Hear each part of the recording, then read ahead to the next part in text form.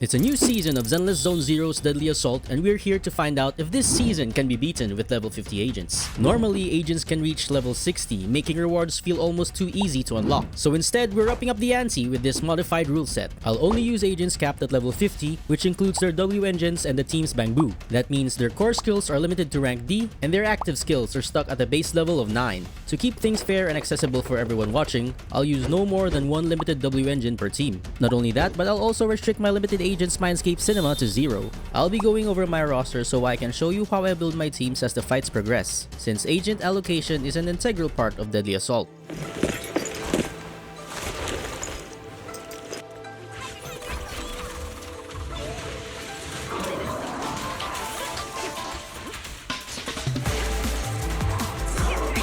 With this team composition, all 3 agents possess the fire element attribute, aligning perfectly with Notorious Pompey's susceptibility.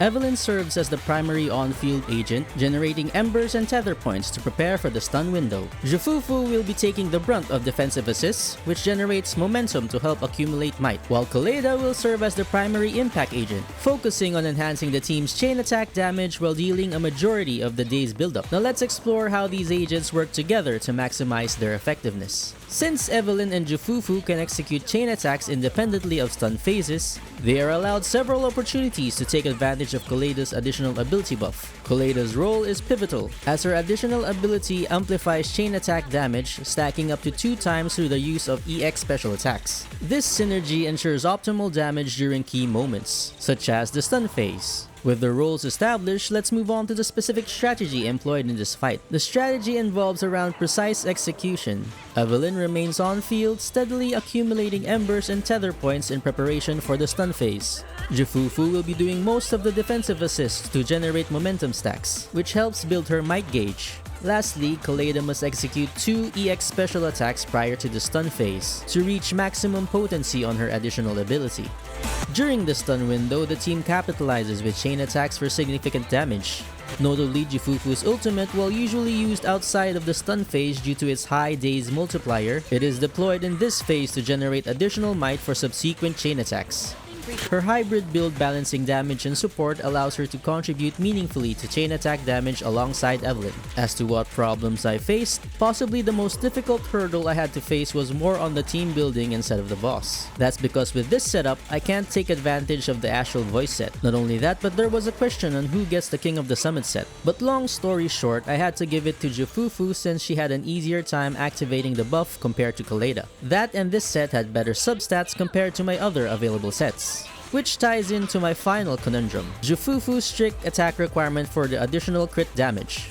Now, I could just pull for her signature W engine and trivialize the problem entirely, but I'm short on polychromes, and the investment would be comparable to pulling for a brand new agent, highlighting that not everyone is going to pull for a limited W engine. So instead, I settle for the Steel Cushion W engine for the higher base attack and to round off her critical rate. Truth be told, running a full team of limited agents with each of their signature W engines would render the raison d'etre of challenge runs moot, given how I would essentially be trading off the level deficit by injecting money into the game. While it is possible that an account can be extremely lucky, it is also true that that is not the norm. And at that juncture, you have to ask yourself, what would be the point? But I digress. I'll let the rest of the encounter play out so you guys could see what other things I might have missed.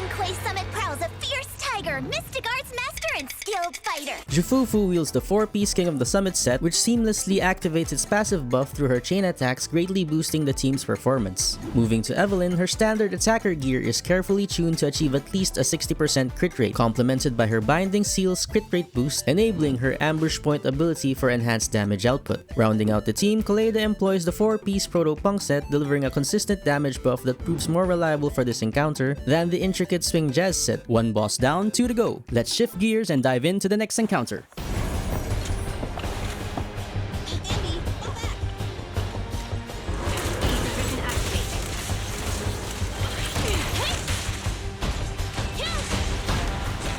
Anby and Trigger, both electric element agents, were chosen to exploit the Unknown Corruption Complex electric weakness, ensuring an increase in both damage as well as daze buildup. Not only that, but the presence of 2 electric agents accelerates the buildup of Shock Anomaly, a status effect that briefly staggers the boss, interrupting its more disruptive attacks, such as its Chainsaw attack, Drill attack, the Laser attack, the Missile attack, and how can we forget our favorite Tailspin attack. Basically every move in its arsenal. The team's synergy is built on interconnected ability activations that amplify their collective strength. Anby triggers Nicole's additional ability, boosting her ether damage, while Nicole activates Anby's additional ability, enhancing her energy gain. As an electric attribute agent, Anby also enables Trigger's additional ability, increasing her daze output. Despite being an impact agent, Anby's kit is centered on damage boosts and energy generation, which makes her a viable candidate as an on-field attacker.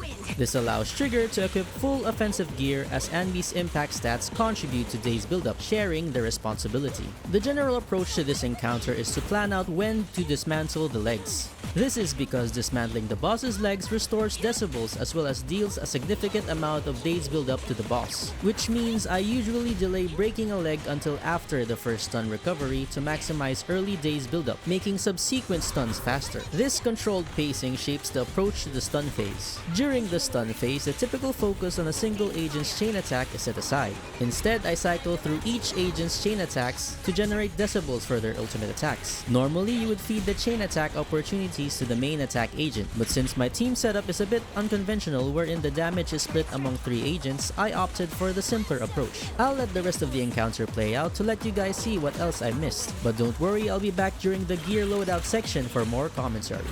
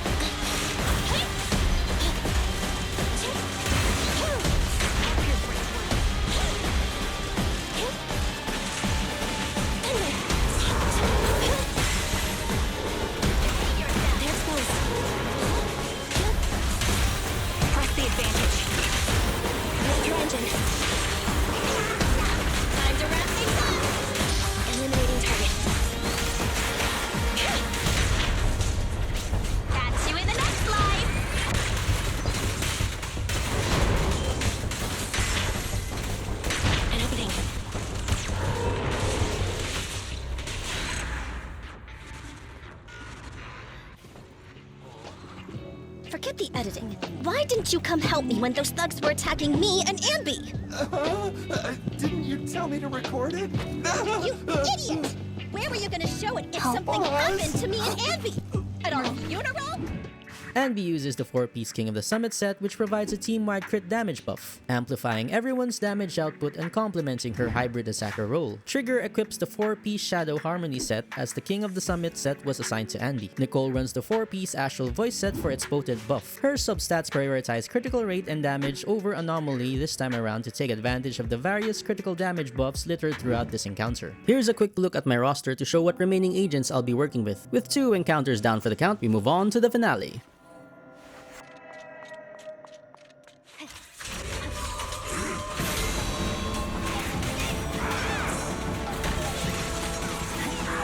The team consists of only Miyabi and Sukaku, one less than the standard 3-agent limit, making this level 50 restricted run notably more difficult. The glaring problem with this composition is opting for just 2 agents instead of the usual 3 makes this run notably harder than my typical level 50 restricted runs. The absence of a 3rd agent limits flexibility and support, amplifying the challenge. That said, Miyabi's role as a Void Hunter, bolstered by her signature W engine, makes this feat possible. But I'm not fully convinced that even a top-tier W engine can completely compensate for an entire missing agent. Moving on, both Miyabi and Sukaku are Ice Element agents, perfectly suited to exploit Sacrifice Bringer's Ice weakness, which leads to more damage and Daze buildup. Their Ice-type attribute allows them to trigger Shatter, building up Daze without needing an impact agent. Miyabi and Sukaku complement each other by activating additional abilities that provide damage buffs, enhancing their overall output. While they form an all-Ice team, Miyabi's distinct Ice Anomaly sets her apart, enabling Disorder activation when paired with Sukaku's Ice Anomaly, which enables the use of the boss encounter's specific buffs as well as help with Miyabi gain Fallen Frost stacks. The duo strategy hinges on timing Sukaku's Anomaly to fire right after Miyabi's, maximizing the Disorder effect the sooner it is triggered. To maintain this efficiency, managing Fallen Frost stacks is critical. Overcapping must be avoided when triggering disorders, such as using lower level variants of Shimotsuki in anticipation of Fallen Frost stack acquisition.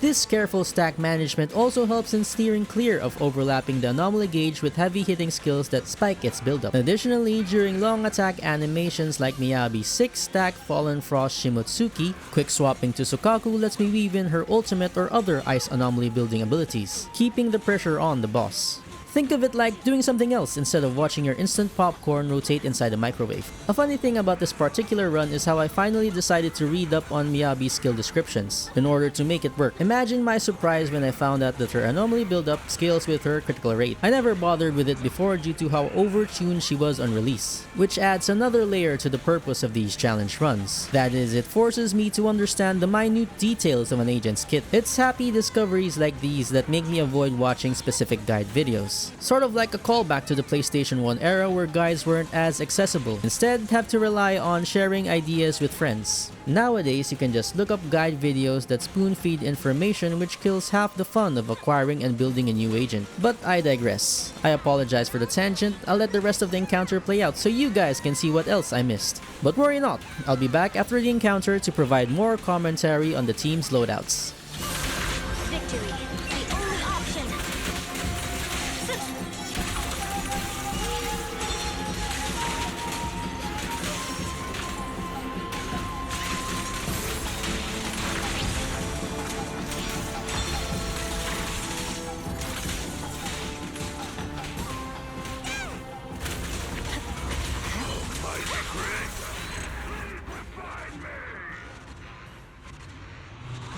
With another successful clear, it looks like HP inflation has not caught up to us yet, and this season can still be beaten with level 50 agents.